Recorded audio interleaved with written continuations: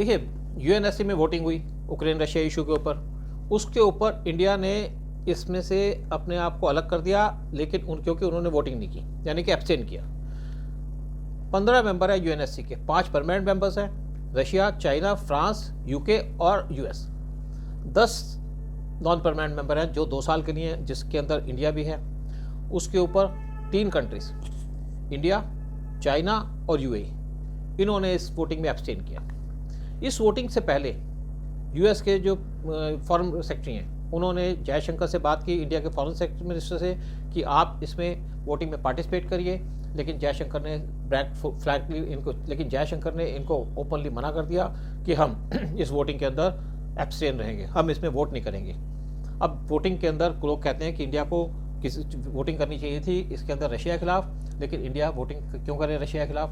पहली बात, Russia India का टाइम टेस्टेड फ्रेंड है। रशिया ने जब यूएन के अंदर इंडिया को हमेशा सपोर्ट किया है, कश्मीर इशू के ऊपर 1957 में सपोर्ट किया है, 1962 में किया है, 1971 में किया।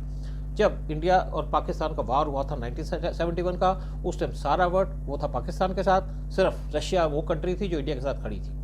जब देखा यूएस ने कि जो वार है वो टिल्ट हो रहा है इंडिया की तरफ, तो उसने अपनी 7th फ्लीट यहाँ भेज दी, और उसके साथ उनका एक जो एयरक्राफ्ट कैरियर था जो 70,000 टन्स की कैपेसिटी का था, 70 उसमें एयरक्राफ्ट थे। साथ में इंडिया का जो एयरक्राफ्ट कैरियर था आईएनएस विक्रांत या आईएनएस विशाल था, उसके अंदर सिर्फ 18 हेलीकॉप्टर थे, उसके अंदर सिर्फ 18 शिप्स, उसके अंदर सिर्फ 18 एयरक्राफ्ट थे, और वो भी थे जो वर्टिकल टेक ऑफ करने वाले, और एक तरीके से माना जाए नॉर्मल टाइप के प्लेन्स थे, उनका कहीं मैच नहीं होता था। लेकिन इंडिया ने उस टाइम पे अपील की रशिया से, तो रशिया ने अपनी सबमरीन फ्लीट भेज दी इनको चैलेंज करने के लिए। 15 उन्होंने सबमरीन्स भेजी थी, जिसमें न्यूक्लियर सबमरीन्स थी, और जो अमेरिकन वारशिप्स आए थे वो उनके पास न्यूक्लियर पावर भी थी। और रशिया ने क्या किया कि अपने जो सबमरीन्स हैं उनको पानी से ऊपर ले आई स्ट्रेट यूएस के वारशिप्स के सामने। तो यूएस की हिम्मत नहीं पड़ी आगे बढ़ने की। इस तरीके से हमारा जो हेल्प किया रशिया ने, हम कैसे भूल जाएं। और दूसरी बात यह है कि इस टाइम वार किसका हो रहा है? वार हो रहा है उक्रेन और रशिया का। हमारे रशिया से बड़े अच्छे रिलेशन हैं, उक्रेन के साथ हमारे बड़े नॉर्मल रिलेशन है। आप देखिए, जब फर्स्ट टेन्योर था पीएम मोदी का, तो उनकी फॉरेन की विजिट हुई करीब 100 के करीब। किसी कंट्री में 5 बार गए, किसी में 4 बार गए, किसी में 3 बार गए, किसी में 2, किसी में 1, लेकिन उक्रेन नहीं गए। रशियन रिपब्लिक्स जैसे तुर्कमेनिस्तान, उज्बेकिस्तान वगैरह कंट्री के अंदर पीएम मोदी की 2-2 बार विजिट हुई।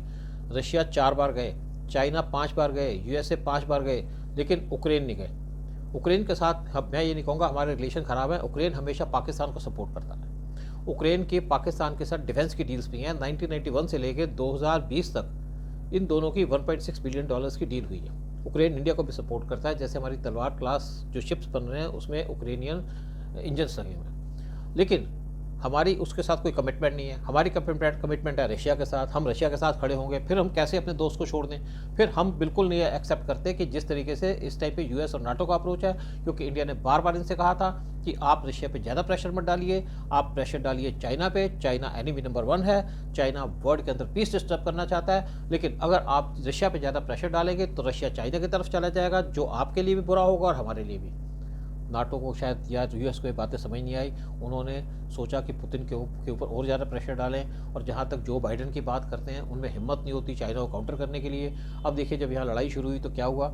जो बाइडेन ने पहले से कह दिया कि मैं इस पर इंटरवेन नहीं करूँगा। उसके बाद दोबारा इन्होंने कहा कि जब उक्रेन के ऊपर अटैक कर दिया उनके प्रेसिडेंट को, कि आप यहाँ से छोड़ के भाग जाओ। और यही बात उन्होंने की थी अब्दुल गनी से, अफगानिस्तान के प्रेसिडेंट, और कन्फ्यूज स्टेट में है यूएस। अब दूसरी बात आती है कि अभी मीटिंग हुई थी क्वाड की जो फॉरेन मिनिस्टर्स की मीटिंग हुई थी फरवरी में मेलबर्न में, उसमें क्रिटिसाइज़ किया गया पाकिस्तान को। दोनों तरफ से सभी कंट्री ने क्रिटिसाइज़ किया, और पाकिस्तान के अंदर जो स्ट्राइक हुई थी 26/11 की 2026/11 की दूसरी, पाकिस्तान ने जो अटैक किया था पठानकोट पे बेस पे, उस पर भी उन्होंने क्रिटिसाइज़ किया। और पाकिस्तान के अंदर उन्होंने थ्रेटन किया कि आप यहाँ से जो काम कर रहे हैं, अपनी टेरिटरी यूज़ कर रहे हैं टेररिस्टों के लिए, उस पर भी क्रिटिसाइज़ किया। चाइना को क्रिटिसाइज़ किया। उसके बाद जब अमेरिका ने ये कहा कि आप उक्रेन रशिया क्राइसिस पे बोलें, इंडिया ने मना कर दिया डायरेक्टली कि इस पर हम कोई बात नहीं करेंगे, क्योंकि हमारा जो इशू क्वाड बनी है ये सिर्फ बनी है इंडो पैसिफिक के लिए, रशिया उस एरिया में नहीं आता।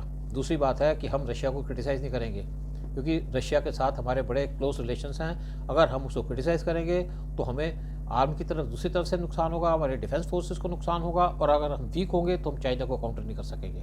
तो उस टाइम पे जापान, ऑस्ट्रेलिया और इवन अमेरिका मान गए।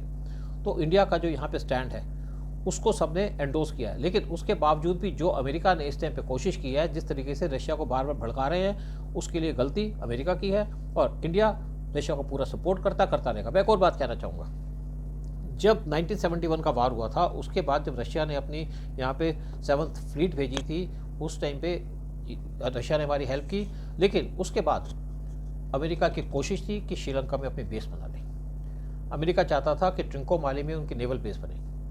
उस टाइम पे इंदिरा गांधी इंडिया के प्राइम मिनिस्टर थी, उन्होंने इसको काउंटर करने के लिए LTTE खड़ी कर दी, यानी कि लिबरेशन टाइगर्स, जो वहाँ पे डिस्टर्बेंस करने लगे, क्योंकि उनके पास पहले ही प्रॉब्लम थी श्रीलंका के साथ, उनके साथ बिहेवियर अच्छा नहीं किया जा रहा था। इस सिचुएशन को देखते हुए जब वहाँ पे वायलेंस हो गई तो अमेरिका ने वहाँ से विड्रॉ कर लिया कि हम यहाँ बेस नहीं बनाएंगे।